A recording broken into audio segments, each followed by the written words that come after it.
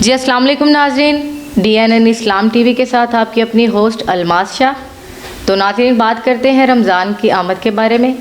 تو ہمارے ساتھ موجود ہیں اس وقت آصف علی، جو کہ LDA کے جنرل سیکرٹری ہیں، اور ہم ناظرین ان سے بات کریں گے کہ وہ آمد رمضان کے بارے میں امت مسلمہ کو کیا پیغام دینا چاہیں گے۔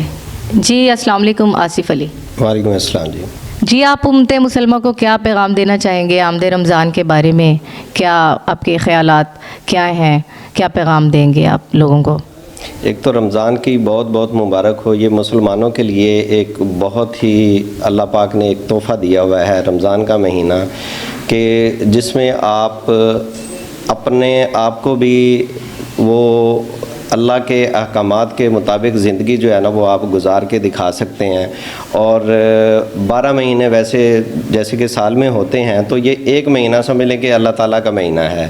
تو اس میں میرا پیغام یہی ہے کہ آپ اس مہینے میں جو آپ سے کمتر ہیں، جو سفید پوش انسان ہیں، ان کی آپ حتی الامکان جو ہے وہ مدد کریں، تاکہ وہ بھی ان عبادات میں اور جو اللہ پاک کے احکامات ہیں ان کو پورا کرنے میں جو ہے وہ پورا جو ہے نا وہ اپنا حق ادا کر سکیں۔